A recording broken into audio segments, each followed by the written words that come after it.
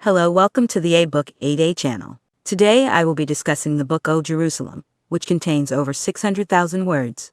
In about 20 minutes, I will narrate a series of political, military, and social events that took place in the Jerusalem area in the more than 100 days leading up to the establishment of Israel. This will be presented from various perspectives, including those of Jews, Arabs, and the British, ranging from political leaders to ordinary citizens, offering you the most authentic historical details and bringing you closer to the holy city of Jerusalem. O Jerusalem is a classic in the field of documentary literature, co-authored by American Newsweek journalist Ralae Collins and French Paris Match journalist Dominique Lapierre. One of the book's outstanding features is its depth and attention to detail. The authors used over 600,000 words to recount historical events over more than 100 days, and the 2 volumes are as thick as a global history book. The level of detail in the book is impressive. The authors spent over 2 years interviewing numerous eyewitnesses of historical events, and conducted extensive research in historical records and precious documents. This extensive research, combined with 3 years of writing, created a work of incredible depth. The book features a multitude of characters, from national leaders to common soldiers, from frontline commanders to ordinary civilians, and from Jews to Arabs, each with their own stories. These different perspectives interweave and overlap, creating a complex narrative that some readers have described as a mind-bending experience, almost like a detective novel. This is a rarity even in the field of documentary literature. The book uses Along the River During Kingming Festival style of meticulous portrayal, depicting vivid historical figures, and, through their experiences and encounters, presents a richly detailed history of the founding of Israel, offering a panoramic view of the heart-pounding scenes that unfolded in Jerusalem 70 years ago. Through this highly detailed portrayal of historical events, the book encourages readers to think more deeply about timeless human themes such as war and peace, friendship and enmity, ideals and reality. The authors of this book are 2 journalists. While their names may not be widely known, they are far from obscure. They previously co-authored another documentary literature classic, Is Paris Burning?, which is a true representation of the genre, with a status akin to Shakespeare's complete works in the field of foreign literature. It has millions of readers worldwide, and has been translated into over 30 languages. Therefore, the 2 authors of this book are true masters of their field, and they do not disappoint in O Jerusalem. This book is exceptionally rich in detail, and has a complex structure. Here we can extract 3 main threads from the book to give you a basic understanding of its content. First, the timeline, which begins with the United Nations passing the resolution for the partition of Palestine, and ends with the first ceasefire between the 2 sides. The narrative focuses on this brief but suspenseful period of over 100 days, and outlines the overall history of the Jewish return. Second, the camps, primarily divided into 3 factions: the Jewish side, the Arab side, and the British side. It highlights the unwavering determination of the Jewish people to establish their state, the Arab struggle within their own divided ranks, and the British sense of powerlessness. Third, the characters, which cover major political figures such as Ben-Gurion, Golda Meir, the last British High Commissioner, Sir Cunningham, and Arab leader Haj Amin, but also devote substantial space to the diverse experiences of everyday people, making it the most distinctive aspect of the book. Let's start by looking at the first thread, the timeline. The book's narrative begins on November 29, 1947, the day the United Nations General Assembly passed Resolution 181 in Flushing Meadows Park, New York, which is also known as the United Nations Partition Plan for Palestine. Why does the book start on this date?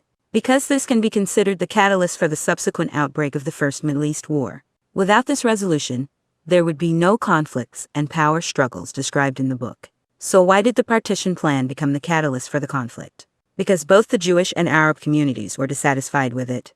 The resolution proposed the establishment of separate Arab and Jewish states in Palestine, with the internationally disputed city of Jerusalem placed under international control, since the UN felt it couldn't be allocated to either side.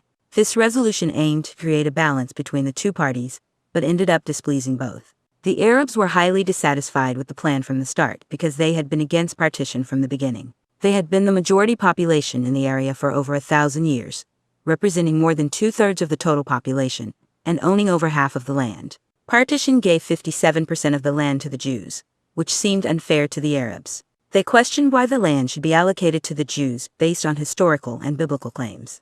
It was as if someone showed up with a deed from over 1,000 years ago and claimed a house that had been inhabited by a family for generations, causing understandable dissatisfaction among the Arabs. They felt that they shouldn't bear the consequences of European persecution of the Jews.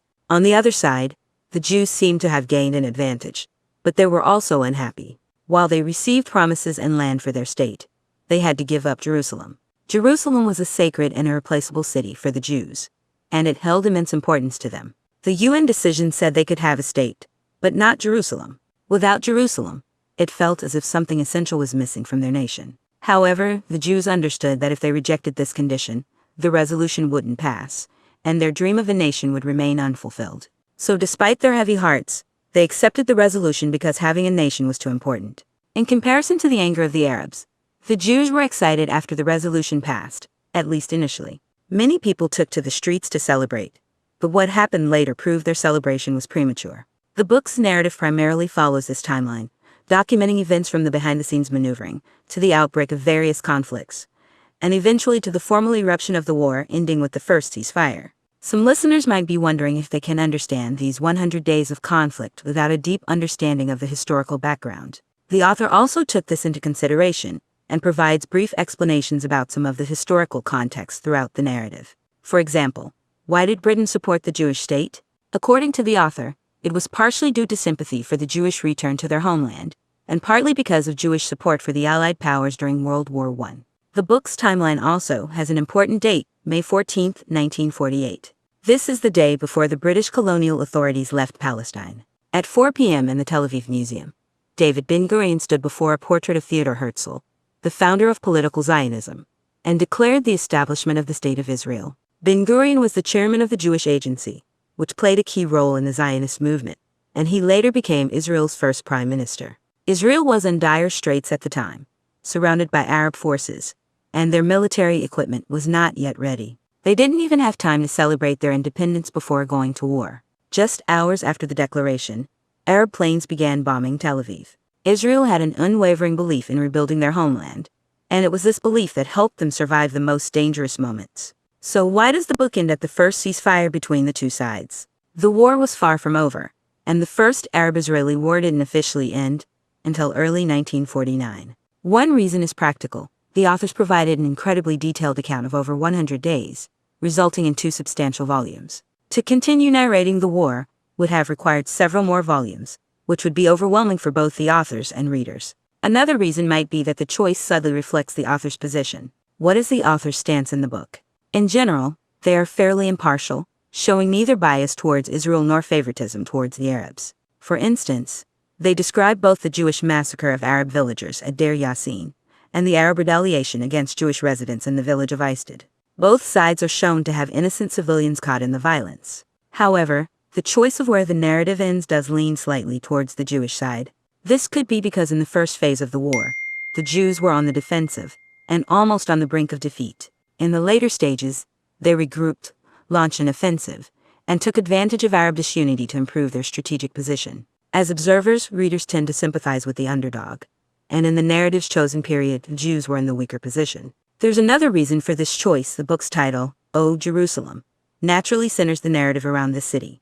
By the end of the first stage of the war, the fate of the critically important old city of Jerusalem had already been decided, with Jordanian forces occupying it. At the last moment before the ceasefire, Israel attempted to recapture the old city but failed. So ending the narrative here is both practical and logical. After discussing the first narrative timeline, let's now examine the second narrative context of this book, the factional line. In this conflict, we can roughly categorize 3 factions: Israel, Arab nations, and the British and Americans, who originally ruled the Palestinian region and mediated between the two sides. In this book's narrative, the performance of these 3 factions has been extensively recorded and presented, offering a comprehensive perspective. First, let's talk about the Israeli side, which is also the most detailed faction in the author's narrative.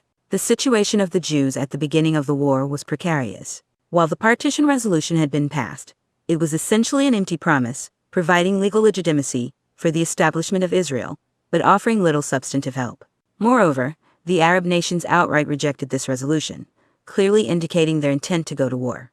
At that time, Israel was like a newborn, extremely weak. How weak were they? To fight a war, you need money, weapons, and an army. Israel had none of these. They only had a semi-military organization called the Haganah, some scattered light weapons, and a few homemade mortar shells filled with explosives, nails, and metal fragments.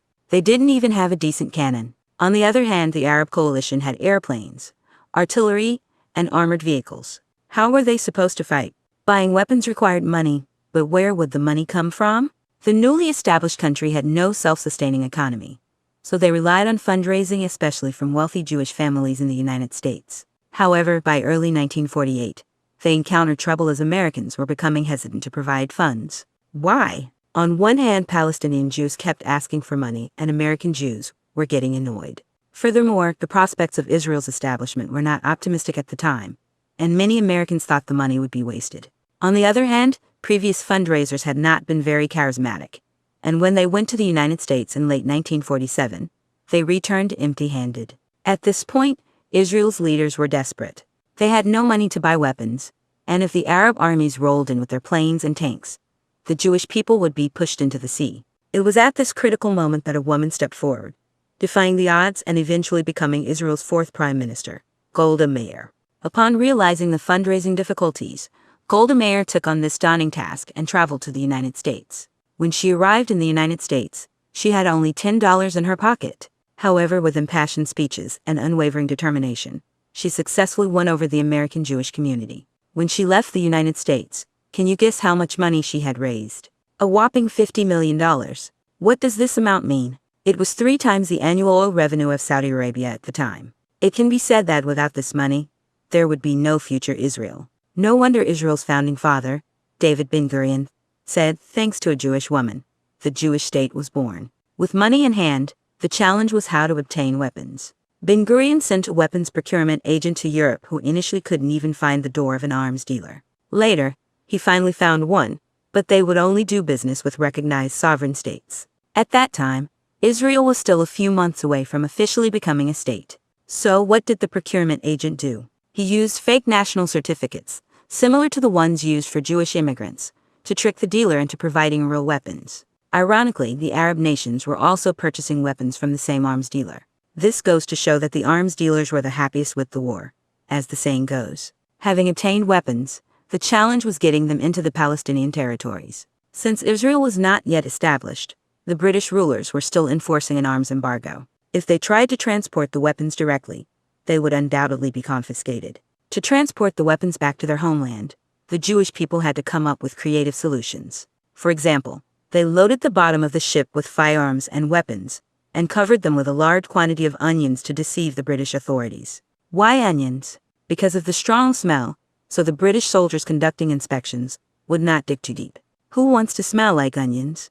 The equipment for manufacturing weapons was also prohibited from being imported.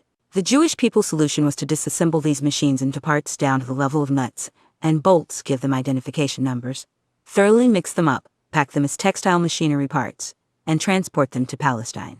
They would then reassemble them piece by piece.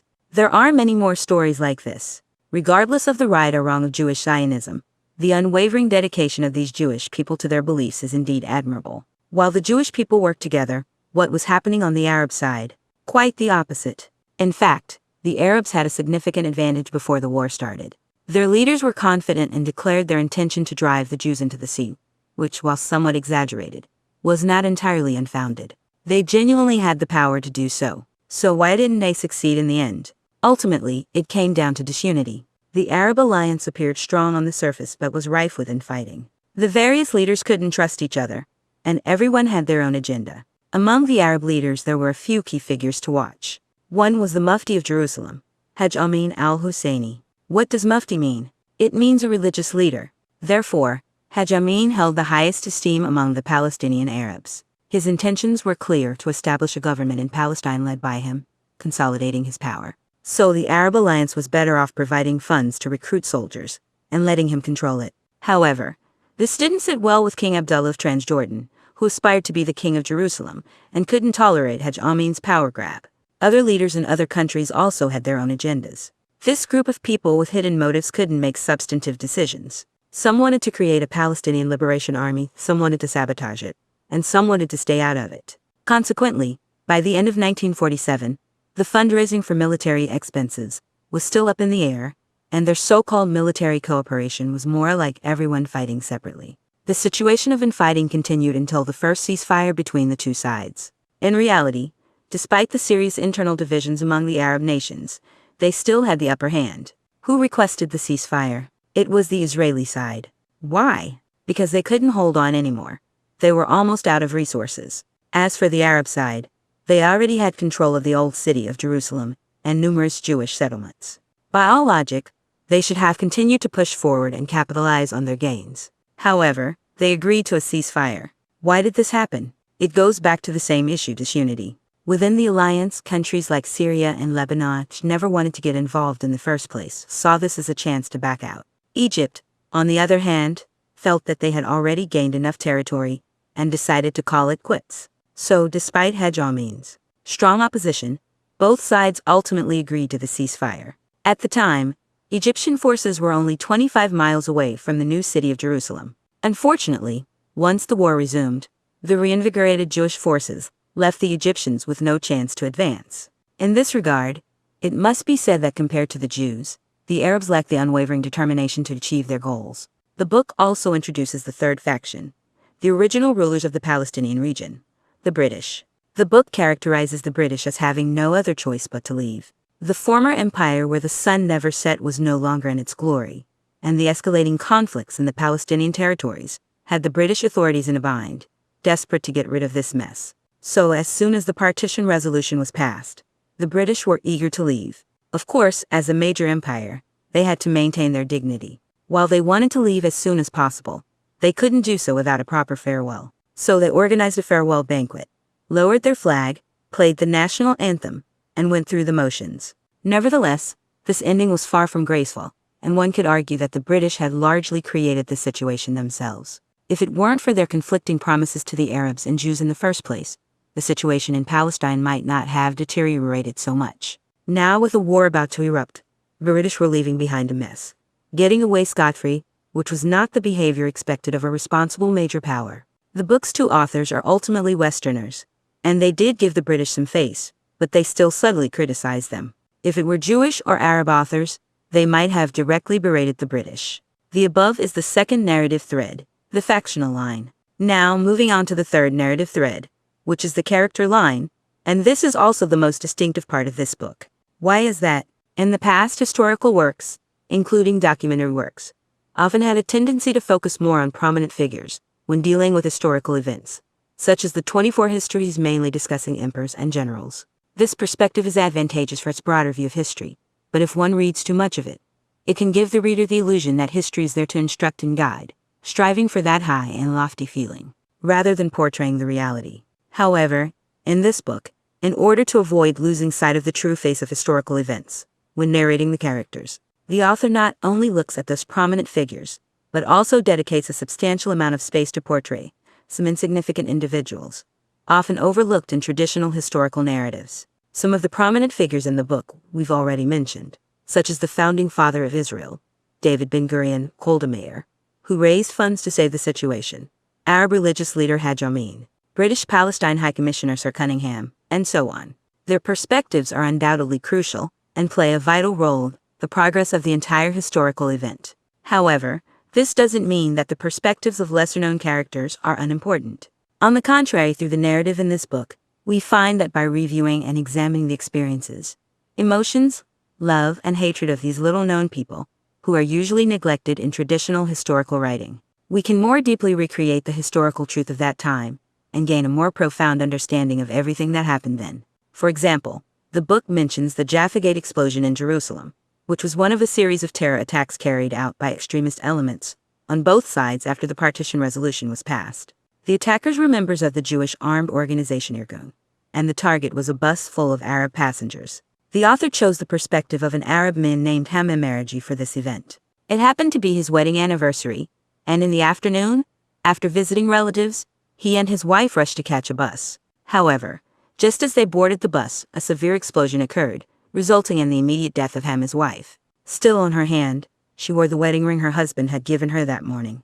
If we only look at this event from a microscopic big-picture perspective, what we often see is just a cold, heartless casualty figure. You can never understand what the survivors who were on that bus went through, never feel the heart-wrenching pain of losing a loved one, and never truly understand the profound tragedies that wars and conflicts bring to ordinary people. However, through the author's storytelling in this book, we can experience these emotions. The book is full of such scenes and characters: ordinary soldiers trembling in trenches, Arab villagers who faced massacres, mothers and children facing famine because Jerusalem was under siege, a boy who was blinded by a bomb he had planted himself, and refugees who chose to escape due to war, but never had the opportunity to return home again. This is the liveliest and most captivating part of the book. When you turn the page, you never know what kind of story awaits you or how it will shock you. In these moments, you feel like you've truly traveled back to Jerusalem 70 years ago, viewing the joys and tragedies of the holy city through the same perspective as the people of that time. Of course, this is also the most thought-provoking part of the book, because if you lose focus even slightly, you might get lost in the numerous detailed descriptions and lose sight of the main narrative. In summary, this is a rough introduction to the core content of O Jerusalem.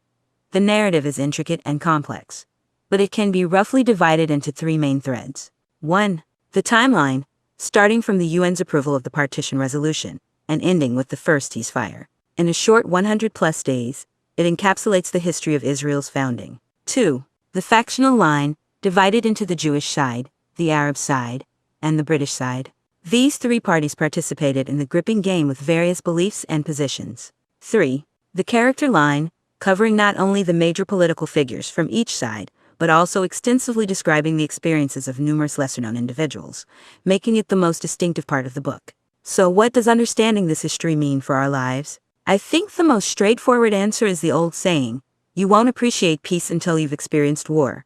Most of us live in peaceful times and haven't lived through wartime. But through the highly authentic narrative style of this book, readers can come very close to the tumultuous and conflict-ridden historical period. You can gain a first-hand understanding of the pain brought by war, and in turn realize the value of peace. At the same time, this book will also make us ponder, why can't people of different races and beliefs get along peacefully? Is global peace just a dream? The book's authors make every effort to objectively present the historical facts, and do not judge right from wrong. But as we read, we can't help but think about who is right and who is wrong in all of this. Before the partition resolution was passed, Arab Palestinians and Jews in Palestine lived together harmoniously. Yet, in the blink of an eye, they fell into a fight-to-the-death conflict. Is Jewish Zionism to blame? But after centuries of being uprooted and persecuted worldwide, what's wrong with their longing for a homeland? Or is it the fault of the Arabs, but who would willingly leave the land where they and their ancestors have lived for generations? Or perhaps the blame lies with the Western nations that made conflicting promises and pushed responsibility onto others. Is it the British, who promised different things to different sides? There are no definite answers to these questions. But as you read, you'll find your own answers. What's your answer? You can tell me in the comments. See you next time.